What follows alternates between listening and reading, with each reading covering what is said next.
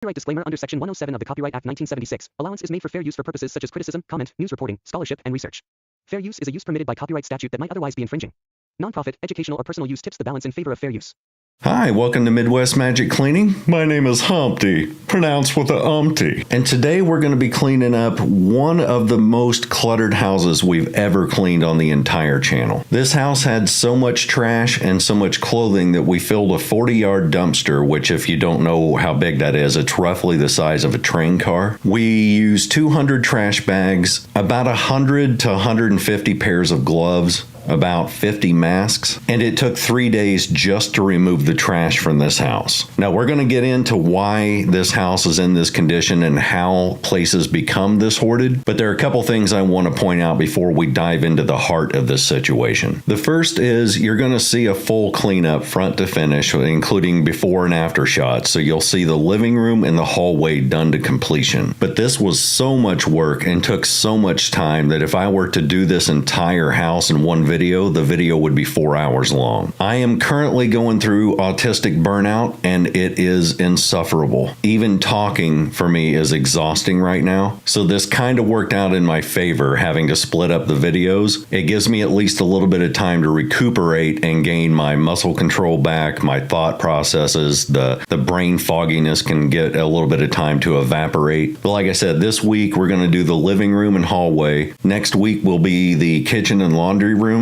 And then the week after that will be all the bedrooms and 2 bathrooms. Another note is that both Jason and I got injured during this job. At one point, you'll see me sitting on the couch and collecting trash by hand. That's right after I pulled a muscle in the right side of my back. So the entire right side of my back was out. Jason at one point pulled his left elbow, and the pain was so sharp that he couldn't use his left arm for a full day. And then I actually lost count of the amount of times that I cut myself in this house. Like at one point I stabbed myself with a paint scraper. Fortunately, none of the cuts that I got were from the actual items on the floor, because that would have worried me, because this house does have a black mold problem. We're both fine now. We got through everything just fine. But at the time it made me really, really nervous, because I pay for the dumpsters for these and it's like a minimum of $800, and we have those for 7 days. So whether or not I'm able to clean, that dumpster is there for 7 days and I am getting charged for it. So after I pulled the muscle on my back, I was flipping out, because it's like, all right, well, do I hire somebody to come in and clean in my place? Do I just cross my fingers and hope it heals overnight? And fortunately, that second thing did happen. It was fine the next day. But if it wasn't, then I would have just been totally screwed, because there's an $800 dumpster rental sitting in the driveway that we would have gotten no use out of. I would have just been like taking $800 out of my pocket and setting it on fire, which sometimes I do, because that's how I roll, son. So how does a house get into this condition? Well, first off, you need to know that this doesn't happen overnight. I mean, obviously, it doesn't just go from clean to this. It takes years for this to happen. And in this particular case, there was definitely some severe depression going on. And I don't know this for a fact, but I know from experience that this is also often coupled with extremely severe ADHD. When you're digging through piles of trash and clothing and just random items in a pile this big, the deeper you go into that pile, the more clear the story becomes, and you can see things playing out over time. So if you start from the bottom of the pile up mentally, you just kind of sort things out in your brain in reverse order from how you pick them up. You can see how this starts. In this house, it was people throwing clothes on the floor. Now, some of those were bought at garage sales or shops or whatever, and then bags were set on the ground, and then a common trait with ADHD is I'll get to it later, or they'll set something down and it's totally fine to just stay there, because if they put things away, then they lose track of that item. It ceases to exist for a lot of people with severe ADHD. So they'll set the clothing down, and then that's just where that stays. Over time, they bring in more and more items, and those things just kind of get piled over the top of the things that are already on the floor. So the whole I'll get to it later syndrome makes them put things off and put things off. and the pile gets a little bigger and a little bigger. Here's where it gets complex though. At some point, they'll look around at the house and say, okay, this is getting a little ridiculous. I really need to clean this up. But the house has gotten so messy at that point that they could spend an hour picking things up and not know where to put it all. So they could spend an hour or two cleaning up, and then they'll look at their progress and hardly a dent has been made in anything. And then there's just an emotional, motivational collapse. In ADHD, especially severe ADHD, if there's not a dopamine hit, a finish line crossed, or an immediate reward for what they're doing, oftentimes it gets frustrating to the point that they can't continue the project. It's like swimming upstream in a river. They can keep paddling and paddling, and it's like, okay, I've been doing this for 30 minutes, but I haven't gained any ground. I'm still right where I started off, so I might as well just go back to shore and quit swimming. They're putting out all that effort, but there's no progress, or no progress that they can see immediately. And here's where it gets super complex. The mess gets so big that they can't see the individual components. The mess is like one big entity. So you'll finish a drink and then you'll just set it on the end table, but you can't tell that there's an empty drink there because it's just a part of the giant mess. Then you do it with another and another and another, and it keeps building and building. The mess ends up causing your depression, which already exists in most cases, to intensify, and then that depression gets so bad that you can't get motivated to get up and actually clean it.